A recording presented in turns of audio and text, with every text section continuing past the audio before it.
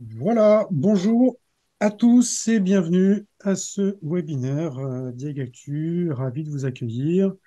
Je vous laisse le temps de vous connecter. On va parler pendant une heure environ de l'audit énergétique réglementaire. Vous arrivez là, si vous êtes bien là. Bonjour à tous. Vous avez un onglet qui s'appelle Discussion, hein, qui va vous permettre dès maintenant, voilà, Étienne le connaît bien, cet onglet qui va vous permettre de discuter avec nous, de commenter, de poser des questions sur ce qu'on va se dire. On va faire un petit bilan après 6 mois de pratique de l'audit énergétique réglementaire. Comment se passe cet audit avec donc les diagnostiqueurs? Est-ce qu'ils l'ont bien appréhendé? Certains parlaient de fiasco annoncé il y a un an, hein. Il faut dire qu'on était en plein DPE bashing et que l'ambiance n'était pas forcément à l'euphorie. Certains parlaient d'opportunités. Voilà. Est-ce que les choses se passent bien sur le terrain? C'est de ça dont on va parler pendant une heure environ. Nous sommes avec 4 invités et je les remercie tous les quatre d'être avec nous.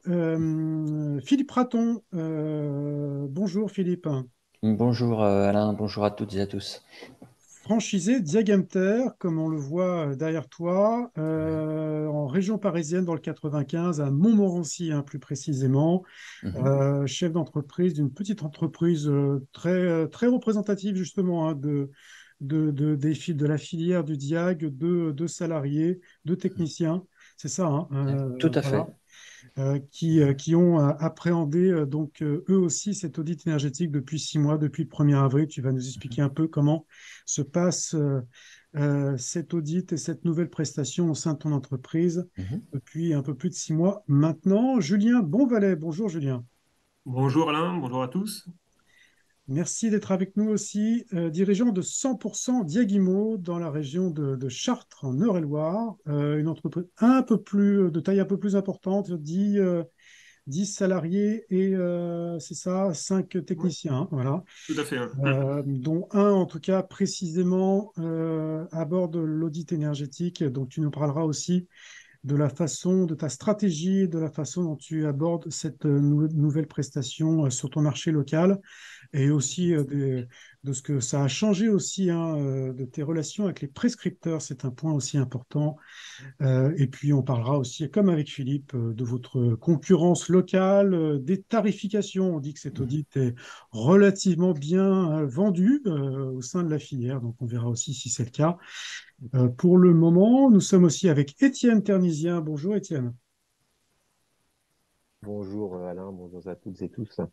Merci Étienne d'être avec nous. Alors, nos abonnés Diagnostics te connaissent bien, responsable formation bâtiment et énergie, hein, chez Open Pro. Donc, tu as formé un certain nombre de professionnels à cet audit depuis plus d'un an maintenant. Donc, on fera le point aussi avec toi sur l'aspect formation, compétences des diagnostiqueurs, quels sont un peu les points durs qui restent sur cette nouvelle prestation, hein, que l'on dit complexe, nouvelle, à risque, hein, d'ailleurs aussi pour les diagnostiqueurs. Et d'ailleurs, quand on parle de risque, on parle d'assurance et nous sommes aussi avec Guillaume Langevin. Bonjour Guillaume. Bonjour Alain, bonjour à toutes et à tous.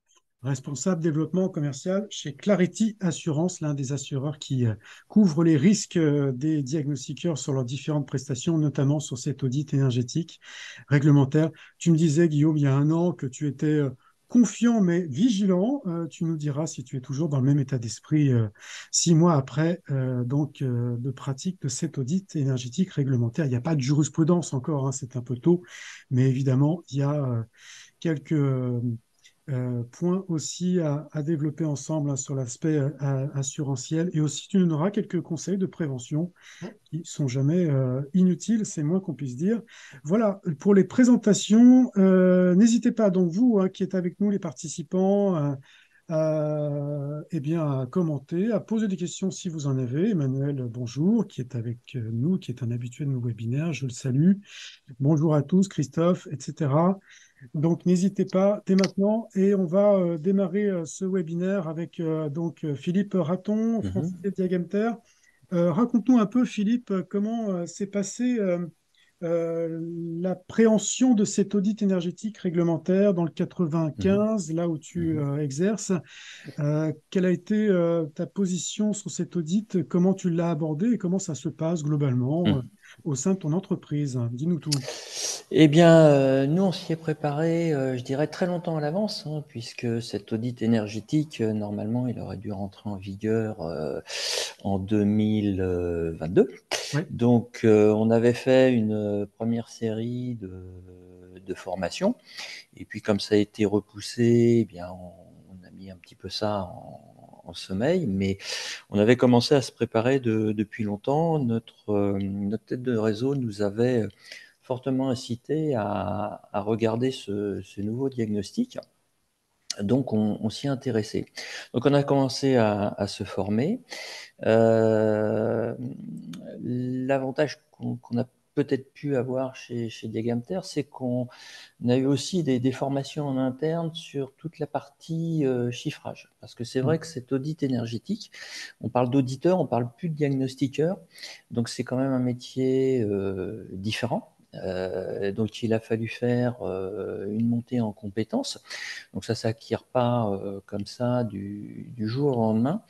Donc, il y a eu tout un processus interne où on a été bien accompagné, je dirais, pour acquérir ce qu'il faut un petit peu savoir sur le chiffrage des travaux, notamment les travaux induits. On nous a bien, je dirais,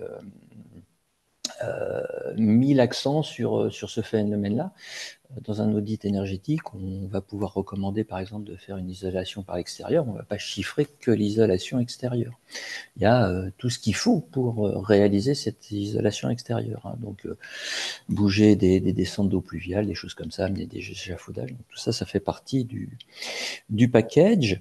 Et puis pour se préparer, ben, on a fait des cas tests aussi. En interne. Donc notre direction technique nous a fait différents cas tests. Donc c'est vrai que quand le 1er avril dernier est arrivé, sans avoir encore réellement pratiqué sur le terrain, on était déjà un petit peu rodé.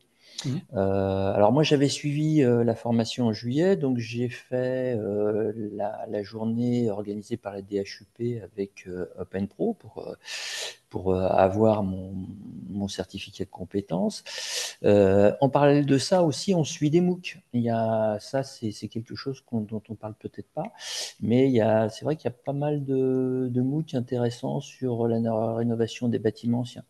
Je Mmh. dirais que pour aller sur ce genre de nouveaux diagnostics, de nouvelles missions, la connaissance du bâti est très très importante, les systèmes constructifs, et il faut vraiment se former, quoi. Donc, et on continue à le faire. Donc là, on est en formation continue pour cette nouvelle mission. Donc, tu as deux techniciens, hein, c'est ça, qui J'ai sont. deux techniciens, donc quand les choses se sont clarifiées d'un point de vue réglementaire, je les ai fait rentrer effectivement dans le tunnel de la formation. Donc ils se sont formés. Il y en a un premier qui a été opérationnel tout début avril également. Et le deuxième technicien a été opérationnel un mois et demi plus tard. Pourquoi? Parce que on a vu la demande, je dirais très très forte, au mois d'avril, au mois de mai. Donc on voulait pouvoir répondre à beaucoup à la demande. Et je dirais qu'en moyenne, jusqu'aux vacances d'été, on en a fait un par jour, en moyenne, Mmh. d'audit énergétique. Mmh. Sachant qu'une mission comme ça, ça se fait pas en 5 minutes. Une mission d'audit énergétique, en tout cas surtout sur les premières, on bloquait le planning sur une journée pour le technicien, et je dirais même qu'on y est allé à deux sur les premières missions pour se faire un retour d'expérience. Et puis, on s'est dit qu'à deux, à deux paires d'yeux, on verrait plus de choses. C'était tellement nouveau pour nous qu'on a voulu sécuriser. Bon, moi ayant une petite équipe, j'ai pu le mettre en place. C'est un investissement temps, hein, parce que pendant ce temps-là, fallait toujours honorer les autres demandes de Mmh. diagnostic. Voilà. Donc on a démarré comme ça et très très prudemment. Voilà, en se donnant du temps, on voulait surtout pas avoir de pression. On a bien indiqué aux clients qu'il y aurait des délais de rendu importants, qu'ils n'auraient pas l'audit le lendemain de la visite. On se donnait 4-5 jours. Voilà. A priori, ça a été bien perçu parce que bon, on n'a pas eu trop de récriminations au début. Alors que c'est vrai, chez messieurs les notaires, il y avait un peu un goulet d'étranglement par rapport à cette nouvelle mission qui arrivait. Bon, donc, mais ça s'est bien passé. Voilà, je dirais que dans le 95, ça s'est bien passé. Après, pour décrire un petit peu ce que l'on vit au quotidien et les difficultés qu'on rencontre, bien c'est d'arriver à bien caractériser le système constructif, savoir ce qu'il y a dans les murs, ce qu'il y a à l'intérieur des rampants, comme nous le précisait Julien. Voilà, et vraiment être en capacité de faire une radiographie vraiment complète du bâtiment. Moi, je suis dans une région où les constructions sont relativement homogènes, donc bon, ça va, mais quand vous avez un bâtiment un petit peu ancien, qui a fait l'objet de rénovation, d'extension, ça devient très très compliqué de tout connaître. Il n'y a pas toujours, enfin les accès sont pas toujours directs. Quand une maison est bien entretenue, ce qui est quand même globalement le cas, vous avez des murs intérieurs qui sont propres, qui sont éventuellement doublés, il y a du placo, il y a du plâtre. L'extérieur, ça a pu être crépi, réenduit, c'est propre. Pour savoir ce qu'il y a à l'intérieur, c'est pas simple. Voilà. Alors on arrive des fois, alors, avec des petits trucs, décrocher une grille d'aération qui n'est pas fixée. On voit l'intérieur d'un mur.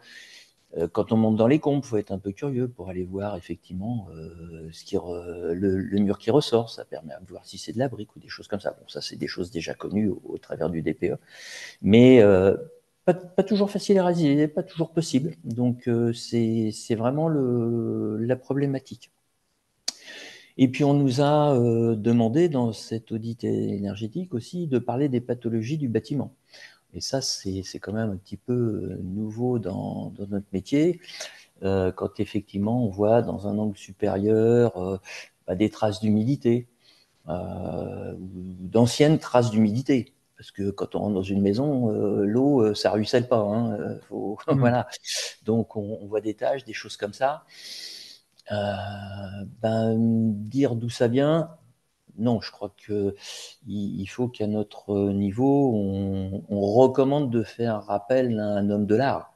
Parce que là, ça sort de notre compétence, de notre métier propre.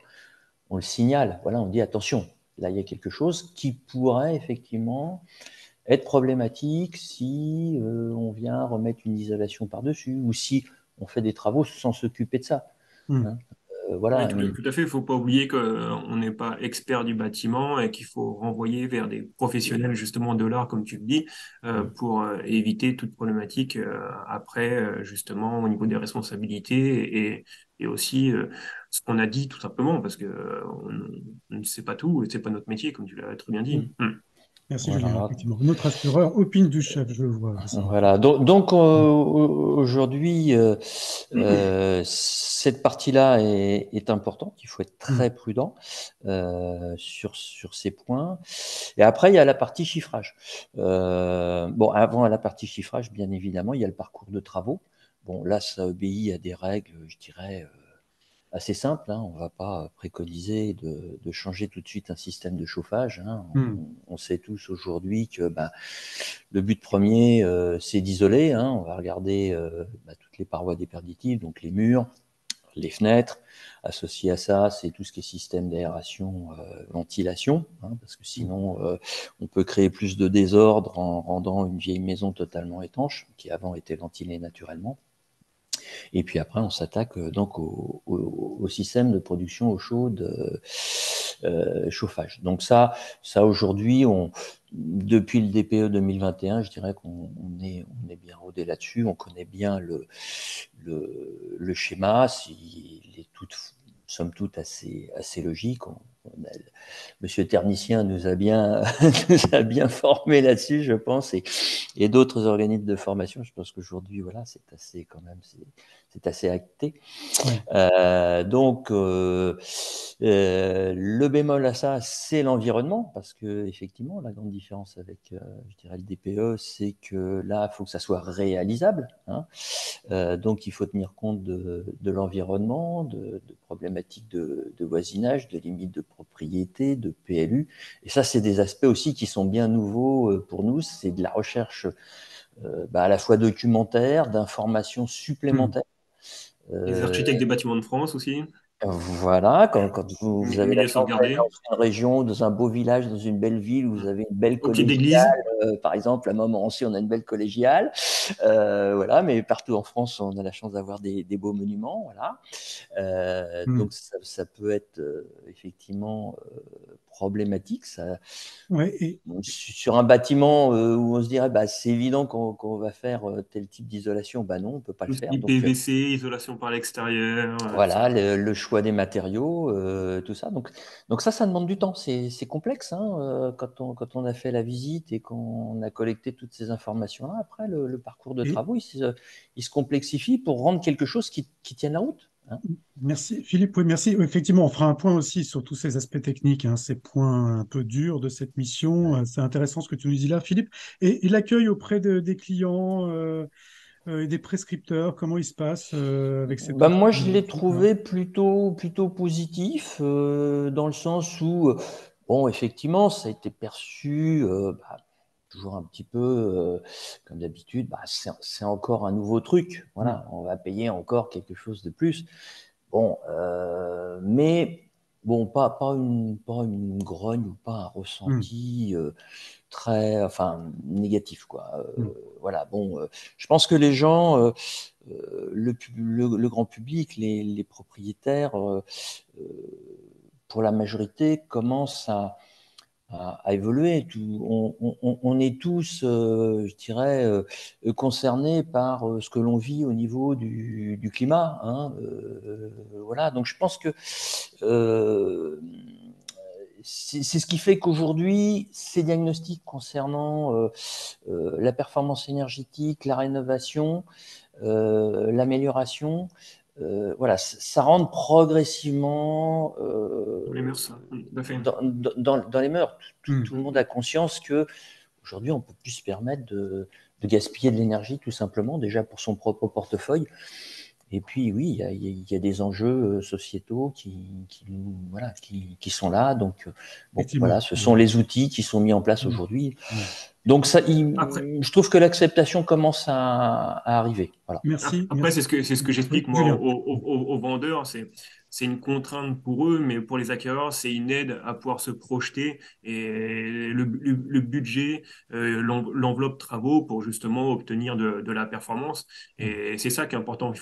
Moi, ce que je dis aux gens, il faut le présenter d'un autre point de vue, d'un point de vue acquéreur aussi. C'est important. Et, c'est vrai que les vendeurs, pour eux, c'est une charge supplémentaire.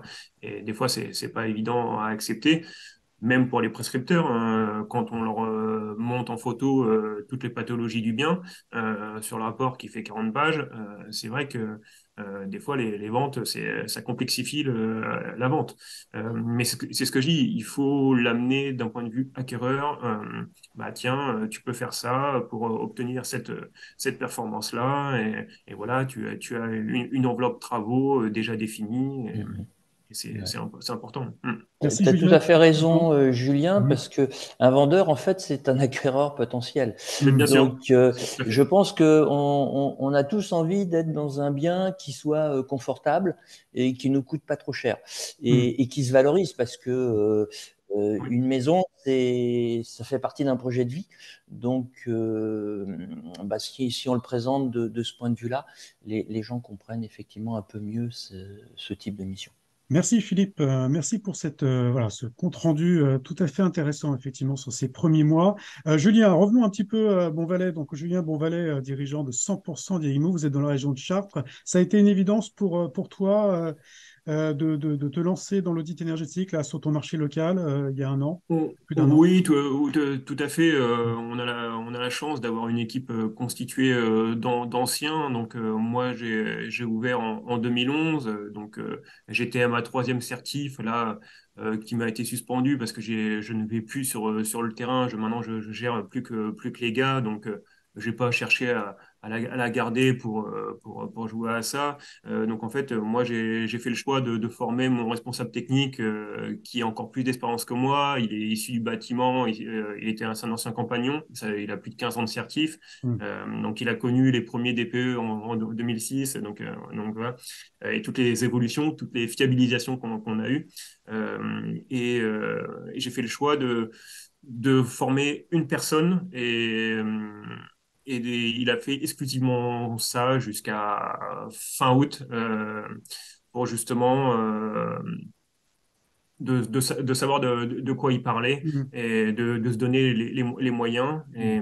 Et là, c'est bon, on a commencé à absorber le volume antérieur, parce qu'il ne faut pas oublier qu'il y avait tous les diags qu'on faisait tous les jours, mais il y a tous les anciens diags aussi qu'on avait fait il y a 6 mois, un an à rattraper, que les gens voulaient signer par exemple mi-avril. Ah bah mince, vous êtes en réfugié, maintenant il vous Mm. faut l'audit en plus. Mm. Donc, c'est vrai qu'au départ, il y a eu une petite incompréhension. Bah non, on a tous les diagnostics. Ah non, non, maintenant, depuis le 1er avril, il y a ça à faire en plus, quoi. Ouais. Donc, Donc, donc là, nous, on avait fait ce choix-là, en fait.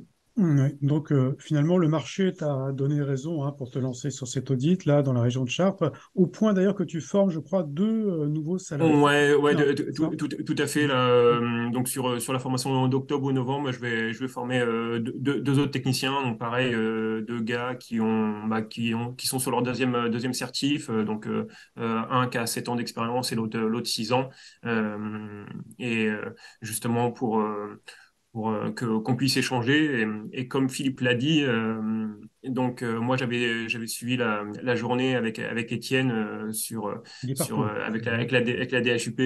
Mm. Mais nous, pareil, on était formés et prêts en juillet l'année dernière, puisqu'on était prêts pour septembre. Donc voilà. Mm. Comme beaucoup, mine de rien. Oui, c'est vrai. Euh, Tout à et fait, ouais. comme on marchait sur des œufs avec le marché, on savait pas comment on allait être mangé. C'est pour ça que j'avais fait le choix de former qu'un technicien. Et voilà, parce que mine de rien, c'est un coût. Ouais. Fallait faire valider la formation, fallait acheter un petit peu de matériel. Et puis, comme Philippe l'a dit, pendant un mois, en fait, j'allais avec le technicien formé audit pour justement avoir deux paires d'yeux sur le terrain parce que mine de rien, avec tous les systèmes constructifs différents, nous sur notre secteur, mine de rien, ça va de la longère en Bauge, avec une extension en parpaing, des choses comme ça, avec du lotissement des années 70-80 et des systèmes constructifs qu'on connaît classiques, maison, Mm. 4 pans, voilà. Et puis après, il y a la maison dite de maçon avec cloison brique patrière. Voilà, donc ouais, mine de rien, fallait. Et moi, j'ai effectué par exemple de la relecture d'audit pendant 3 mois en doublon. En fait, il est sorti et moi le soir, je les relisais, tout, on croisait les infos justement pour être sûr de ce qu'on allait envoyer et justement pour que ça tienne la route et qu'on soit crédible. Parce que mine de Mm. rien, comme Philippe l'a dit, ça a été un coup et là, on n'était plus diagnostiqueur, on était quand même auditeur, entre guillemets, et donc c'était quelque chose d'autre. Et très, très observé hein, à l'époque, hein, puisque au Ouais. moment d'aborder Mm. cet audit, vous étiez donc tous les deux très vigilants, je vois ça, effectivement. Mm.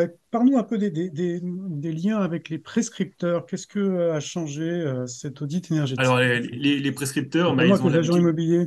Ouais. Ouais, les agents immobiliers, même les notaires, hein, Mm. Mm. ils avaient l'habitude que les diagnostiqueurs, ils travaillent toujours dans l'urgence, dans la semaine. Mm. Et comme Philippe l'a dit, hein, nous, c'est pareil, hein. Au début, les audits, on mettait une journée et voilà, on y allait piano, piano. Et donc, là, les délais, ils ont explosé. Les agences et les notaires, ils avaient du mal à le comprendre. Hmm. Mais sauf qu'il n'y avait pas le choix. Et c'était comme ça. Et pas autrement, on n'allait pas bâcler le travail pour que justement ils puissent réaliser leur signature ou autre. Donc le départ a été un peu compliqué. Je vous cache pas que tous les jours, ma secrétaire, elle avait des appels pour justement savoir si on pouvait avancer cet audit-là, savoir s'il n'y a pas eu un désistement pour remettre un autre. Le départ, hein, ça a été Hmm. très, très sport pour tout le monde, tant sur le terrain que aussi la partie administrative, parce que justement, les gens appelaient, ils se retrouvaient le bec dans l'eau avec des délais. Nous, on est monté à 4 5 semaines de délai, hein. Hmm. Donc c'est vrai que c'était pas anodin, hein. Quand les prescripteurs avaient l'habitude de bosser dans la semaine, là, on leur a annoncé 4 5 semaines, il y en a qui ont toussé, quoi. Merci, merci Julien. On reviendra vers toi. Je reviendrai vers toi. On parlera aussi de la concurrence et puis de la tarification de cet audit. Là aussi, on a quelques points à développer ensemble. L'œil du formateur Étienne Ternisien, responsable bâtiment énergie chez OpenPro. Alors, tu as formé un nombre important de professionnels sur cet audit depuis plus d'un an maintenant, je crois. Qu'est-ce que tu retiens de ces formations, des compétences des diagnostiqueurs que tu as eu à former ces derniers mois? Quels sont un peu les points durs de cette mission qui est tout de même complexe et un peu différente de celle qu'ils ont l'habitude d'aborder, bien sûr. Alors, Voilà, tu as quelques slides ouais, à quelques nous. slides pour fixer l'idée, c'est toujours plus simple, puisque là, Ouais, merci beaucoup. l'exercice est pas évident sur, sur une période qui date on va dire, début 2022 à aujourd'hui, on est quasiment Ouais. fin 2023. Et surtout, ce qui est important de se dire aujourd'hui, hein, parce que les retours là que Julien et Philippe nous partagent sont vraiment intéressants et je pense sont plus représentatifs d'une partie de la profession qui s'était emparée du sujet en amont, qui s'était préparée, qui s'est donné les moyens d'y aller. Je pense qu'aujourd'hui, alors, je sais que tous les auditeurs et tous les gens qui sont à la veille Diagactu sont des diagnostiqueurs compétents et qui ont à cœur de réaliser leurs prestations mieux. Mais des fois, ça peut arriver quand même que pour des raisons de temps, de délai, de timing, avec les notaires qui veulent toujours des choses quand même assez rapidement, ça reste vrai, je pense, Hmm. on puisse tous avoir des petits errements et revenir là-dessus. Et sur ces 2 ans, en fait, clairement, les choses ont vraiment évolué. Je pense que la première chose, on peut le dire, ça va être par rapport déjà à l'évolution des outils parle des logiciels, hein, on est tous conscients que pour les éditeurs, ça a été et ça continue à être un travail, vu les couches qui s'empilent pour eux, un travail donc de force, de réussir à proposer dans les délais qui finalement, rappelez-vous, n'ont pas été tenus au 1er septembre 2022, mais de proposer et de monter rapidement des outils qui étaient validés, même si en auto-validation. Et forcément, on l'a vécu tous en tant qu'utilisateur. Moi, j'utilise plusieurs solutions pour accompagner nos clients et stagiaires ou aller sur le terrain, finalement, entre les versions qui étaient prêtes, n'est-ce pas, entre guillemets, à fin 2022 et les versions qui sont plutôt abouties aujourd'hui que vous devez utiliser, hein, bien Philippe Ouais. et tous les autres, quels qu'ils soient, il y a eu une évolution énorme Hmm. à Tu, périmètre tu- constant. tu as tout à fait raison, Étienne. Je crois que au printemps, tous les jours, à chaque fois qu'on ouvrait le module Il y avait une mise à jour. DPE, ça commençait par une mise à jour. Voilà, Ouais. c'était quotidien. Oui, c'est vrai. Et donc, ça a forcément fait évoluer la façon de travailler de vos équipes et de vous-même si vous les faites encore. Et donc, pour toute la profession, il y a vraiment une difficulté au début. Donc, en termes de compétences, déjà, il fallait maîtriser le logiciel. Et je l'ai vécu sur les premières versions bêta-test auxquelles j'ai pu accéder, c'était comprendre. Alors, je voudrais que ça s'affiche. J'ai vu en formation, avec un orgue de formation quel qu'il soit, il faut mettre des travaux induits. Où est-ce que j'écris pour que ça sorte dans le rapport, dans les travaux induits, mais dans la bonne page? Et ça, on l'a tous vécu et ça faisait du coup des situations un peu rocambolesques. On avait fait le DPE. On était content de soi d'un point de vue préco-technique. Ça a passé. Et en fait, pour rédiger le rapport, c'était assez compliqué. Hmm. Donc c'est vrai que ça, c'était le début. Et maintenant, après cette évolution, donc le premier point des logiciels, il y a une autre chose qui est un peu complexifiée là-dedans en termes de réalisation des missions, c'est la fameuse grille, hein, dont j'ai eu l'occasion de parler dans d'autres webinaires et toi aussi. Hmm. Hmm. Alain, c'est cette grille qui est encore en train d'être finalisée et qui finalement a été proposée de par, encore une fois, des raisons de planning. On ne va pas tirer sur l'ambulance, mais qui a été proposé aux organismes de certification pour le contrôle des auditeurs après la mise en place de leur dispositif, et donc qui a été proposé aux organismes de certification sans que les éditeurs soient forcément au courant au début, et sans que les diagnostiqueurs l'aient eu. C'est-à-dire que dans la formation que j'ai eu le plaisir d'animer pour la DHUP, on n'avait pas encore la grille. Sinon, on se serait appuyé dessus. Hum, Donc, Alors, ça veut en dire fait, que là, une semaine après, très je bien. crois, où, on l'avait eu et justement, on a reçu, nous, du certificateur, le contrôle avec envoi de 5 audits de souvenirs, c'est ça. 5 ou 10, et puis ils en avaient pris 2. Donc oui, on l'a eu très peu de temps après ton intervention. Et ça s'est bien passé, du coup, les contrôles ou pas? Oui, très bien, 16,8 et 17,2, donc on était super contents, et donc Bravo. voilà, ça a validé notre travail, et on était super contents de notre binôme. Philippe également, les contrôles se sont bien passés? Alors, Oui. oui, oui, là pour l'instant j'ai envoyé mes dossiers, j'attends le retour. Donc bon, on va croiser les doigts. Moi, les retours, je discute, je vais pas détailler la grille, mais dans cette question, quelles sont les compétences à creuser, justement, au vu de cette évolution des logiciels qui sécurise un petit peu l'appréciation, vous permet d'être plus efficace, enfin, nous permettre, pardon, et au vu, je dirais, de cette grille qui devrait être stabilisée, même si la note risque encore de changer avec des nouveaux coefficients, c'est pas le problème. C'est que clairement, moi, j'ai détecté avec les échanges que j'ai toujours avec plaisir avec d'anciens stagiaires ou des partenaires, quelques manques, et c'est ça que je voulais peut-être revoir, ça Hum, répond plus clairement à la question. Au-delà du logiciel, au-delà de la grille, il y a vraiment aujourd'hui, je trouve, et on en est conscient chez nous, OpenPro, puisqu'on prévoit et on avait prévu et on prévoit de les déployer plutôt courant 2024, des manques de compétences sur la partie équipement. C'est-à-dire que j'ai énormément de questions qui disent, bah, moi, ma maison, c'est pas une pompe à chaleur de 6 kilos qui va suffire. Or, si je mets pas de thermodynamique et j'arrive pas dans la dernière étape du scénario par étape, donc je vais préconiser quelque chose, sauf que j'ai 45 kilos de déperdition, il y a 400 mètres carrés, il y a 3,50 m sous plafond, c'est une vraie mission que je prends. Et là, bah, la jolie théorie de mettre une pompe à chaleur pour 12 000 euros, ça marche plus. Et très clairement, en tant que diagnostiqueur, jusque dans la partie diagnostic, les préconisations n'étant pas opposables, bon, bah, Guillaume sera d'accord, on prenait moins de risques à échiffrer, enfin, avec très largement et mettre des préconisations techniques sans s'en soucier. Comme là, on va demander à l'auditeur de venir apporter des précisions techniques sur potentiellement les régimes de température, sur l'adéquation avec les émetteurs, sur ces choses qui sont importantes de toute façon et qu'on a en tête.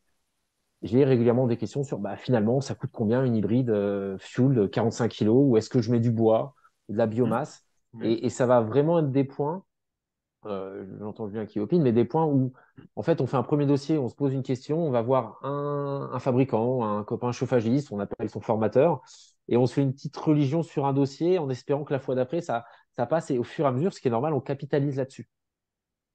Tout à Je fait, sais parce pas que c'est vrai si... que c'est pas juste en mettant une PAC et avec des vieux radiateurs en fonte, c'est important aussi que les émetteurs suivent derrière, parce que l'échange thermique, il n'est pas le même entre une PAC qui va envoyer de l'eau à 40 degrés et avec une ancienne chaudière haute température. Donc c'est vrai hum. que ça, mine de Ouais, rien, c'est des compétences à bien avoir et avoir la réflexion sur place, tout à fait. ouais, Bon, tout à fait. bon, Les radiateurs basse température, c'est pas la même chose que l'ancien radiateur en fonte ou en acier. Ça n'a pas la Ils même sont un peu plus grands, performance. on va dire. Ça fonctionne, voilà, ça fonctionne pas pareil. C'est beaucoup plus grand, Ouais, c'est ça. effectivement. Et donc, ouais, et ces points-là sont super importants, Hum. effectivement. et ils feront la différence demain, puisque l'enjeu, c'est de se dire qu'est-ce qu'il y a, qu'est-ce qui se passe encore aujourd'hui, encore une fois, sans être ayatollah ni tout savoir, mais et qu'est-ce qui va changer, puisque à la fin, j'aimerais bien faire le lien avec peut-être les prestations de demain. Si aujourd'hui, on se contente de dire, bon, je l'ai fait pour le vendeur, c'est bien fait, bien vendu, et que demain, on se dit, peut-être, je vais être rappelé pour une mise à jour de cet audit, là, ça sera compliqué de ne pas avoir vu ou écrit peut-être dans ce rapport en tant qu'auditeur les éléments, parce qu'on se retrouverait à devoir tout refaire, tout rechiffrer, et le client ne comprendrait pas. Donc c'est vrai que ce point-là est important. L'autre point je suis assez surpris, mais c'est vrai que des fois, dans l'application des dérogations, Hum. en fait, vu les complexités de la valeur vénale ou de la vie de valeur, hein, on ne revient pas dans le débat, c'est vrai que souvent j'ai des retours de professionnels qui, bah, du coup, ne l'appliquent pas du tout. Mais parce qu'ils ne l'appliquent pas du tout, des fois, bah, paradoxalement, contrairement à ce que je viens de dire, ils font des choix techniques qui sont assez éloignés de ce qui sera fait en disant, bah, c'est un joli bâtiment. Je pense qu'il doit y avoir un périmètre classé, donc ça c'est clair. Ils prennent pas forcément le temps dans les délais de mission de vérifier cette information, donc ça c'est un choix. Mais après ils font pas du tout de préconisation de complément d'isolation ou de traitement de murs anciens avec des revêtements qui pourraient être adaptés. Donc, on sort un peu de la saisie automatique du rapport, hein, des précaux, mais c'est vrai que là-dessus, si on veut aller un peu plus loin, et pour ceux qui le veulent, des fois, après, il y a des questions sur, bah, je change de ma laine de verre ou même de la laine de bois derrière un rail placo, qu'est-ce que je peux mettre, combien ça coûte, et c'est quoi les travaux induits. Et ça, c'est une vraie partie, hein, qui va dépendre, en fait, parce qu'il n'y a pas un auditeur, un diagnostiqueur. Il y a plein de profils différents. Je viens de dire que c'était un ancien compagnon. Moi, j'ai des diagnostiqueurs qui sont chauffagistes et qui me réapprennent en me disant, bah non, là, il va falloir changer ça, ça, ça. Mais c'est vrai que ça, il faut aussi, sur cette application de d'évaluation, être un peu vigilant. C'est un point sur lequel vous allez être évalué dans la grille des rapports. Donc, il faut justifier ces éléments-là. Quitte à ne pas trop en mettre, mais il faut le justifier. D'accord? Là, je parle pas du risque assurantiel, hein, Guillaume, mais bien de la partie le maintien de votre provisoire, de votre habilitation provisoire. Le troisième point et le dernier point sur lequel on va venir, justement, c'est cette rédaction du rapport qui, clairement, bah, Julien l'a dit, hein, mais c'est vrai que les pathologies, il y a des règles pour optimiser déjà la note dans votre grille vis-à-vis de votre certificateur. Il faut indiquer de mémoire l'origine, l'impact actuel, l'impact possible sur la qualité de la rénovation ou le confort ressenti après travaux, et soit une solution pour y remédier, mais bon, ça c'est ce qu'on déconseille plutôt, soit Mm. renvoyer vers un professionnel, en disant bah, vérifier avec un professionnel. Donc ça, c'est vraiment important aussi. Et la grosse chose qui va manquer, alors là, on se le dit de but en blanc, s'il fallait en retenir qu'une, demain, vu comme le marché pourrait se structurer, il y a eu des questions dans le chat, c'est vrai que euh, pour vraiment passer aux aides demain dans un cadre où on changerait d'interlocuteur, on serait quelqu'un qui va monter un dossier d'aide, bah, il faudra forcément de fait intégrer les aides financières plus que dans le rapport réglementaire aujourd'hui, d'accord? Où on a juste une coche et on dit bah, allez vous débrouiller avec le QR code. Et ça veut dire que potentiellement, un audit qui est parfait techniquement aujourd'hui, si demain on parle à l'acquéreur, dans un contexte à définir encore aujourd'hui, mais qui risque d'arriver quand même, on le souhaite sur le marché, bah, il faudra se dire que parfait techniquement, c'était peut-être pas optimum pour le client, le maître d'ouvrage. Et on aurait une première restitution qui est de dire oh, c'est super, merci Étienne pour votre audit. Et un mois plus tard, il dit bah, j'ai aucune aide, ça marche pas du tout votre histoire. Et donc là, clairement, il y aura une vraie, et je pense peut-être que Julien Philippe peuvent partager avec nous ça, mais s'ils ont déjà commencé ça, mais il y a une vraie montée en compétences sur l'intégration des aides financières et l'optimisation des travaux avec les aides financières. Ouais, ouais. C'est effectivement un volet qu'il faut bien prendre en compte. Surtout qu'il y a pas mal de dispositifs. Bon, il y a ma prime rénov, mais ma prime rénov, elle est décomposée en plusieurs strates, plusieurs sections. Donc il faut bien les indiquer. Effectivement, Surtout que ça il y a... évolue régulièrement, Et puis ça pour pas dire évolue. tous les ans. Donc, Voilà, bah, c'est les lois de finances qui font que ouais. ça s'évolue. Effectivement, là, je pense qu'en 2024, il y aura encore des choses nouvelles. Là, le gouvernement, je crois, est en train d'arbitrer sur plus d'aide encore sur la rénovation énergétique. Donc, forcément, il y aura de nouveaux dispositifs l'année prochaine. Et effectivement, c'est quelque chose qui fait vraiment partie de la mission, surtout que va y avoir une évolution aussi de cette mission par rapport à la fusion avec l'audit incitatif. Donc, on va se retrouver avec une nouvelle population de clients qui vont pas forcément être des gens qui vont vendre leur maison, mais des gens qui vont se poser des questions. Est-ce que je peux améliorer mon bien? Donc, c'était des gens Ça va être qui un allaient, autre accompagnement, là. voilà, sur l'audit incitatif. Donc, on va avoir effectivement une autre approche. On va découvrir d'autres clients avec une autre demande. Voilà. Et là, Merci. effectivement, pour rejoindre ce que disait Étienne, bah, les aides financières, ça va être au cœur du sujet. Merci, Étienne. Bah, justement, projetons-nous un petit peu là sur 2024 notamment. Beaucoup Philippe l'a d'évolutions, très bien fait effectivement. et l'a introduit. Moi, je Hmm. vais parvenir dans ce calendrier qui est paru dans un texte qui a été déjà décrypté à plusieurs reprises. C'est juste se dire que c'est intéressant donc, que du coup Guillaume puisse s'exprimer sur l'assurance. C'est qu'aujourd'hui, à date, l'audit l'audit qui est reconnu par la loi de finances, donc, et en tout cas pour l'obtention d'une prime, de l'éco-prime, ça devient dans son contenu l'audit énergétique réglementaire tel que vous, diagnostiqueurs ou certains auditeurs déjà qualifiés, le portent dans le cadre des transactions. D'accord? Donc ça, c'était la fameuse fusion dont on parle, moi le premier depuis 2 ans. On nous l'avait promis, on l'attendait, on l'a vraiment pour le coup, dans des délais qui vont être très compliqués pour l'ensemble de la profession, je pense notamment les éditeurs en premier lieu et aussi tout simplement les délégataires et les gens qui gèrent les primes. Hein. Faut pas se voiler la face, il y aura sûrement des loupés, voire peut-être un report, très clairement. Mais en tout cas, ça confirme à date que le marché va évoluer. Donc, si je résume en quelques mots, on s'est dit l'audit réglementaire, aujourd'hui, son contenu devient compatible avec l'obtention de ma prime rénov, donc un financement de l'audit en lui-même. Par contre, à date, il faut toujours, c'est une petite précision par rapport à les publications que j'ai pu voir ou moi-même faire, il faut toujours être dans le système actuel de qualification pour faire que son audit soit éligible. Grossièrement, vous faites un audit à un vendeur, c'est un cas où l'audit est obligatoire, d'accord? Donc, vous n'êtes pas qualifié, vous le faites dans un cadre obligatoire. L'audit à ce stade-là n'est pas éligible à ma prime rénov et un financement. En sachant en plus que si vous êtes sur un niveau de ménage avec des revenus modestes, très modestes, de toute façon, il sera forcément capté, notamment actuellement par le dispositif ma prime rénov par un autre interlocuteur. Mais ça J'ai veut eu, dire quand même, j'ai eu le cas la semaine dernière pour rebondir, ouais, un hacker qui m'a appelé et qui me dit bah, j'ai rempli tout mon dossier à l'ANA et quand je mets votre SIRET, et bah, ça fonctionne pas. Du coup, ça peut pas enregistrer tout mon dossier parce que du coup, vous n'êtes pas RGE alors que c'est un audit réglementaire. alors, dans le contenu, c'est un peu plus fin que ça parce que moi, j'ai eu des échanges avec plusieurs ANA régionales qui sont pas toujours d'accord, avec des professionnels comme toi, Julien, et les grilles de l'ANA qui ont été diffusées et mises à jour, en fait, elles renvoient bien vers le texte qui a été modifié. Donc, c'est plus une question d'assurance, encore une fois, de ce que tu vas pouvoir vendre ou pas, vouloir vendre, que ça. Après, là, c'était sûrement une fiche de demande de dépôt de prime, c'est ça? De Ouais, dépôt de c'était demande ça, de ouais. prime, en sachant qu'il y aurait une autre fiche à signer derrière et que ça rentre dans toute une autre prestation, effectivement.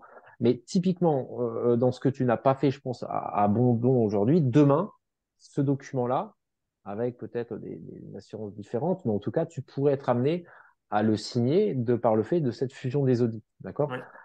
Donc, ça veut dire que concrètement, même si vous n'êtes pas demain RGE, les audits vont permettre, dans une certaine mesure, de porter les aides plus directement que ce n'était le cas au début du lancement du dispositif.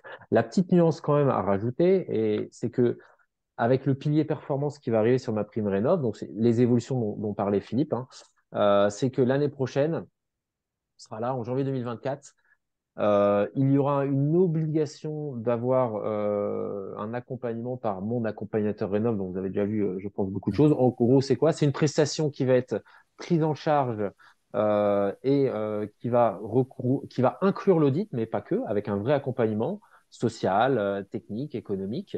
Et ça veut dire que finalement, cet audit dont on vient de se dire qu'il va fusionner, demain, c'est plus la seule prestation nécessaire, ça devient je dirais une sous-prestation au sens noble du terme, c'est le principal hein, du travail. Mais dans l'accompagnateur rénov qui sera financé à hauteur de 2000 à 2500 euros de mémoire, sauf en cas de précarité, finalement, l'audit devient un levier et un outil pour mon accompagnateur rénov. Ça veut dire que si je reviens bien, et c'est l'enjeu au marché demain, le demandeur qui est appelé Julien devra peut-être appeler mon accompagnateur rénov en fonction du type d'aide qu'il demande. Et à ce moment-là, c'est mon accompagnateur rénov qui dira, bon, il faut un audit. Soit mon accompagnateur rénov fait lui-même l'audit parce qu'il est qualifié et parce qu'il peut le faire en plus de sa casquette, mon accompagnateur rénov, soit il ne le veut pas parce que c'est pas son métier. Et je connais plein d'organismes où les gens qui traitent les dossiers n'ont pas la compétence. Ils n'ont pas les ressources internes pour faire les audits. Donc, il prendra des auditeurs dans une liste et où il pourrait même reprendre des audits existants, donc typiquement l'audit de Julien, en disant, il y avait un audit, il est conforme à la loi, je me base sur l'audit du diagnostiqueur fait il y a un certain temps, au moment de la vente, pour dire, vous avez le droit à ces aides-là. D'accord? C'est ça la mécanique qui demain devrait être le cas. Ça veut dire que demain, Julien, Philippe et tous les diagnostiqueurs qui continueraient à être habilités, c'est le dernier point que je vais aborder après, il y aura peut-être des prestations, soit vous montez en compétence, vous êtes qualifié d'une manière ou d'une autre avec de l'expérience, des référents, soit vous restez dans l'audit. en tout cas, vous ne serez pas mon accompagnateur rénov, mais vous serez donc quelqu'un qui réalisera les audits. C'est la volonté du gouvernement de massifier les rénaux globales. D'accord? Donc demain, des prestations, il faudra peut-être quand même signer, ou en tout cas refaire le calcul, et ce sera mon accompagnateur rénov qui signerait le document, Julien. Ok, Okay, et ça l'audit, marche. il faut savoir qu'en termes de chiffrage, on ne l'a pas encore évoqué, mais au-delà du chiffrage de l'audit, mon accompagnateur rénov 2 000 € pour tout le suivi de dossier. Ça veut dire que l'audit, de toute façon, ne se vendra pas à 1 500 ou 2 000 €, hein, c'est clair. Donc, on resterait sur finalement un périmètre et financier et technique à peu près équivalent, sauf que là, il faudrait peut-être, on l'a dit, plus intégrer les aides. Okay. Ça Merci, marche. Ouais. Étienne. Un dernier mot sur le décret Très rapidement, parce que apparaître. Ouais. l'intérêt, c'est pas de tirer des plans sur la comète. Je l'ai déjà dit ici et dans les formations, je ne vends plus ma chemise pour rien depuis qu'on a eu un report au 1er avril pour la mise en place du dispositif. Donc là, très clairement, il est prévu un décret fin octobre qui va s'adresser et qui va mettre à jour cette fameuse étape provisoire dans laquelle les diagnostiqueurs étaient dans le petit D, et le petit D du décret du 4 mai 2022, là, l'alinéa 2, je crois, était donc dans une démarche provisoire jusqu'au 31 décembre 2023. Donc cette chose-là va évoluer parce que sinon, on va pas avoir l'effet de masse voulu. Et les pistes qui sont actuellement pressenties dans le texte, qui a été déjà proposé, sur laquelle on a pu faire, nous, des retours, c'est quoi? Ça va être une obligation de formation, alors initiale et continue, mais c'est encore à définir, et en termes de durée, parce qu'il y a plusieurs jours prévus là dans l'histoire. Hmm. Et pour qui? Est-ce que c'est les gens qui sont déjà certifiés et habilités? Est-ce que c'est juste les nouveaux entrants? Il y a une notion, par contre, qui sera obligatoire, ça sera la notion de pratique sur site dans ces formations-là. D'accord? Donc, on ne pourra plus faire uniquement des cas pratiques à distance, on devra aller sur site ou dans des salles aménagées. Et l'autre chose aussi qui risque, par contre, pour tous les chefs d'entreprise qui se projettent un peu sur des volumes qui risquent d'être importantes, c'est il n'y avait pas normalement, ce qu'il n'y avait pas sur la première phase provisoire, c'est il y aurait, pardon, conditionnel, hein, tout est conditionnel, il y aurait une durée de certification minimale. D'accord? C'est-à-dire que moi, imaginons que j'ai 1 an de certification ou 6 mois, je viens d'être certifié, je pouvais aujourd'hui, au 4 octobre, être habilité si mon assureur voulait bien me couvrir.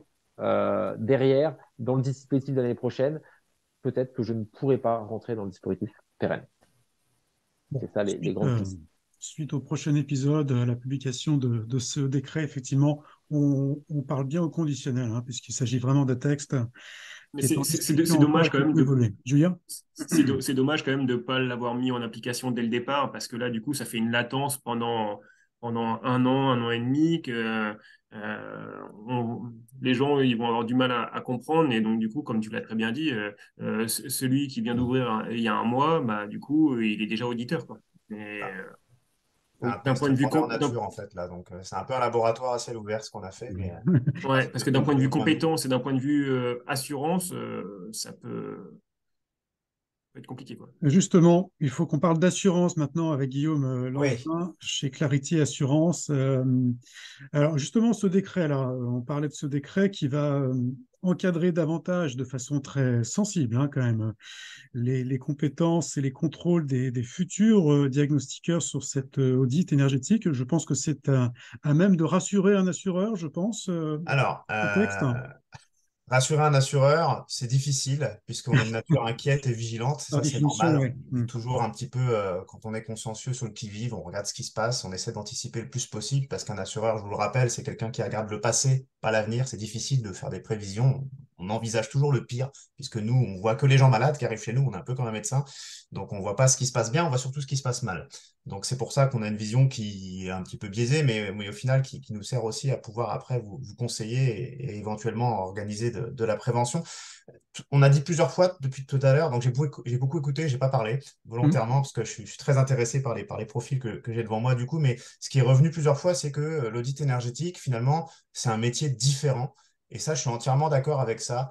Je ne vais pas refaire la genèse de l'audit énergétique réglementaire, par quoi c'est passé avant les bureaux d'études thermiques, puis les diagnostiqueurs, mais on est vraiment, et ça a été bien compris et ça me rassure, c'est bien compris comme étant un métier totalement différent, avec des chiffrages de travaux qui, eux, derrière, on doit se faire en fonction de connaissances du bâti, des travaux induits, plein de choses qui sont aujourd'hui, alors sans être péjoratif, mais au-delà du champ de compétences de beaucoup de diagnostiqueurs sur le marché actuellement, et c'est normal. Donc voilà, surtout qu'aujourd'hui, bah, voilà, on a tous compris aussi, vous l'avez redit, donc là on parle du nouveau référentiel de compétences. Alors oui, c'est un plus, oui, ça nous rassure, parce que je vais être tout à fait transparent avec vous, 2 à 3 jours de formation parfois en distanciel, à mon sens, pour le commun des diagnostiqueurs, c'est très largement insuffisant. Je trouve même que c'était presque dangereux pour certains profils, ou même totalement dangereux pour certains profils, pas pour tous, hein, mais de se lancer après seulement si peu de formation, Oui. quand bien même ils sont passés par des formations qui étaient de très bonne qualité, mais 3 jours, c'est pas suffisant. Quand on arrive sur le marché, même si on a fait 2 ans de DPE avant ou ce que vous voulez, c'est vraiment juste quand on est tout seul avec l'étendue des travaux à effectuer, c'est très compliqué derrière de pouvoir mesurer tout ça, d'avoir toutes ces compétences. J'ai entendu Julien et Philippe dire, oui, moi j'ai un technicien du coup qui a fait du coup son Tour de France avant, donc qui maîtrise certaines parties, c'est bien, mais on se rend compte que justement, on s'appuie sur des compétences qu'on n'a pas nous forcément pour aller chercher à étoffer un petit peu tout ça et à faire du travail de qualité. J'entendais aussi voilà, une journée de travail à deux. Ça, c'est bien. Ça, c'est ce que je veux entendre parce que effectivement, il faut y aller à tâtons. Quand on démarre quelque chose, encore plus quand c'est nouveau, il faut pas faire pardonnez-moi le mot, mais il faut pas faire de conneries parce que derrière, les conséquences, on les mesure pas encore, mais je pense que dans les mois à venir, on commencera un petit peu à avoir davantage de recul là-dessus. Voilà, c'est vraiment, moi, si j'avais des choses à conseiller pour tous les diagnostiqueurs qui nous regardent et qui nous regarderont en replay, c'est voilà, déjà, assurez-vous d'estimer que votre formation est suffisante, de vous sentir à l'aise et de ne pas vous dire, ouais, ça j'ai un doute, je ne sens pas, je ne peux pas le faire, quitte à aller avec un de vos confrères qui est plus armé, à passer du temps avec lui. Je sais, le temps, c'est de l'argent quand vous êtes tout seul, mais vraiment passer du temps pour faire gonfler vos compétences, revenir vers vos formations, vers vos formateurs, essayer d'obtenir. Alors, je ne sais pas si certains proposent de la formation continue là-dessus, mais je pense que les modules, comme ils ont été faits, les premiers en 2022, ben, c'est plus les mêmes aujourd'hui. Donc, ne pas hésiter à y retourner. Certes, ça a un coût, mais c'est indispensable aujourd'hui pour pouvoir progresser et pour pouvoir se sentir compétent. En tout cas, l'être vraiment pour se lancer, passer du temps. Et la dernière chose, c'est la rédaction des rapports. Soyez hyper vigilant dans ce que vous allez écrire, surtout si vous avez vous-même des doutes. On parle de chiffrage depuis tout à l'heure. Euh, Moi, ma vision d'assureur, c'est de me dire, c'est impossible aujourd'hui de faire un chiffrage précis, on va dire, Mhm. et c'est pas votre rôle, normalement. Même si le décret aujourd'hui, il vous permet de le faire, il faut pas oublier que vous n'êtes pas un artisan, vous n'êtes pas un professionnel du bâtiment, vous n'êtes pas un assistant en maîtrise d'ouvrage, vous n'êtes pas un architecte. Il y a des choses que malheureusement, vous pourrez qu'évaluer, survoler et certaines pas voir. Vous l'avez dit, hein, qu'est-ce qu'il y a sous les rampants? Le bâtiment est dans un périmètre classé, du coup, avec les bâtiments de France, qu'est-ce que je vais faire? Ah, il faut telle pierre de taille, ah mince, ça se fait plus, du coup, il faut que je passe par tel artisan, et ainsi de suite. Tout ça, c'est des choses que vous pouvez évaluer, mais n'entrez pas dans des choses, dans des précaux très précises, trop précises. C'est risqué. Ouais. Ça, c'est pour la partie, je vous fais un peu peur, mais pas trop. Je veux pas être alarmiste non plus, parce que ça Surtout même va. en fonction des artisans intervenants, parce qu'il y en a, ils vont poser telle marque de pack, l'autre c'est telle marque, il y en a, il a un taux horaire tel montant, tel montant. Donc c'est vrai que on ne peut pas sortir à 18 950 euros. Enfin, Non, voilà, c'est ça. non, mais C'est ça, il et faut c'est pas oublier important. que c'est un estimatif, hein. Et puis Et, surtout avec les coûts des matériaux là qu'on a Qui... connus et depuis Ouais, 2 ans, l'inflation. faut pas avec oublier ça aussi. l'inflation actuelle, ouais. Mais il faut Mm. l'écrire, ça. Ça, il faut que ce soit dans vos rapports. Il faut que vous précisiez que les estimations que vous faites ne sont qu'indicatives. Elles ne peuvent pas être considérées comme fiables ou précises, dans une certaine mesure, évidemment, et Oui. que un tel chiffrage, bah, c'est du ressort d'un bureau d'études ou d'un maître d'œuvre ou d'une entreprise de travaux. Ça, c'est des choses que vous devez écrire pour vous couvrir. Alors, j'ai pas beaucoup d'idées de prévention aujourd'hui parce qu'on a très peu de recul sur la Oui, sinistralité. Donc, en tout cas, bien ça, sûr. nous, chez nos assurés, c'est une phrase qu'on leur met dans leur contrat et qu'on leur impose de rédiger dans leur rapport à minima Mm. parce que on se dit, il peut y avoir, on n'a pas encore eu de jurisprudence évidemment, mais un juge pourrait être tenté de dire que c'était pas un boulot de diagnostiqueur. Vous êtes allé au-delà, donc il pourrait requalifier votre prestation, par exemple, ce genre de choses. Donc voilà, vigilance, vigilance, vigilance là-dessus. Et un autre volet, alors Clarity s'est lancé le 1er mai avec un décalage d'un mois.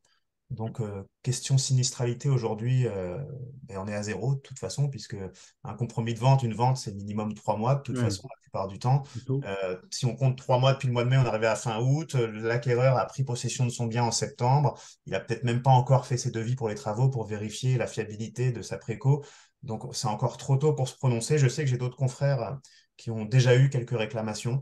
Euh, a priori, pas des choses méchantes pour l'instant, mais voilà, on est en train de s'ajuster en fonction de ce qui va arriver. On en saura plus dans les prochains mois. Donc, si on est amené à refaire un point pour les 1 an de l'audit énergétique, je pense qu'on aura beaucoup plus de choses à dire, en tout cas du côté assureur. Et en plus, avec le référentiel de compétences qui arrive, c'est très bien. Maintenant, si on pouvait, les assureurs, avoir aussi notre mot à dire parfois sur ce genre de choses, participer avec vous à ces réunions qui établissent tout ça, ce serait une bonne chose, je pense, qu'on puisse Ouais. agir de concert et sécuriser ensemble ce beau métier plein d'avenir. Ouais. Est-ce que l'introduction, Guillaume, de cet audit a changé la donne sur le marché de l'assurance, les Oui. acteurs? Ouais, évidemment, bah, je pense que vous avez malheureusement pu le constater, ça a accéléré les envies de départ de certains. Hmm. Euh, c'est sûr, on part à l'aveugle. Nous-mêmes, on s'est posé des questions. On s'est lancé le 1er avril et le 1er mai et pas le 1er avril, c'est qu'il y Hmm. avait une bonne raison.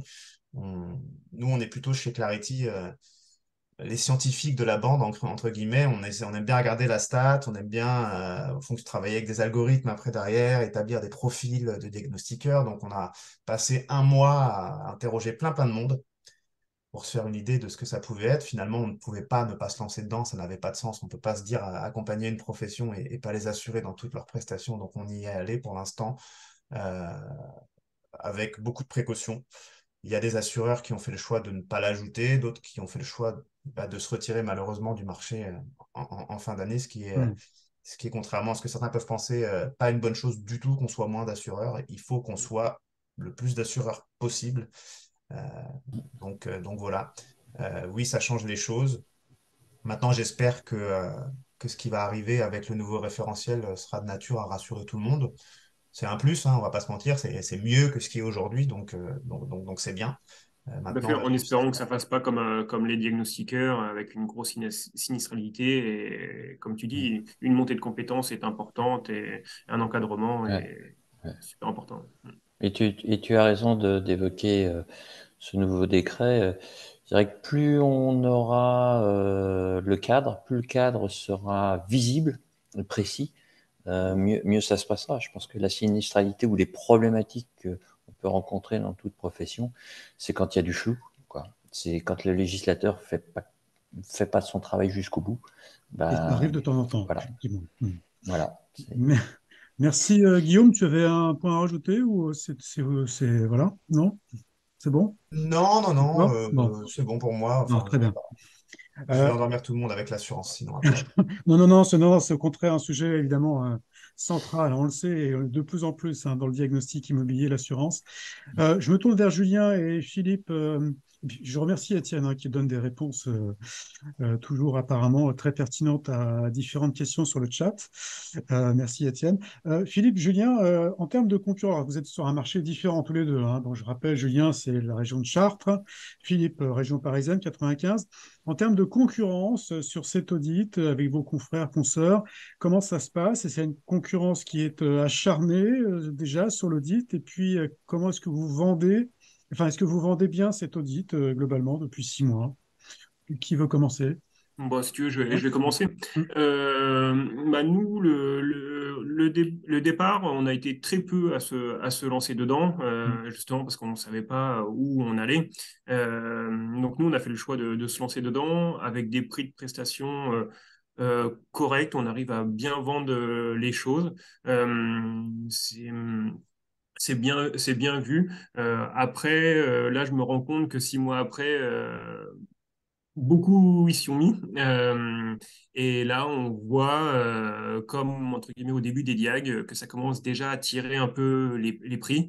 Et avec des nouveaux qui ouvrent et qui se mettent déjà auditeurs et bah, ils veulent bosser. Donc, ça commence déjà à tirer un peu les prix.